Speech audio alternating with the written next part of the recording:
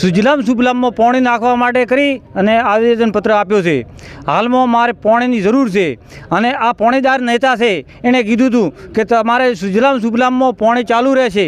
હાલ જે પાણીદાર નેતા છે એ ચૂપાઈ ગયા છે, કારણ કે અહીંયાને વિધાનસભામાં બેહવા નથી હાલતા કે કોઈ ખેડૂતોથી બીએ છે કે કોઈ બીજી કોઈ કારણથી બીએ છે, એ કોઈ પણ ઉલ્લેખ કરતા નથી અને બધા છે નેતા એકબીજાનો ચૂપચાપ રાખે છે।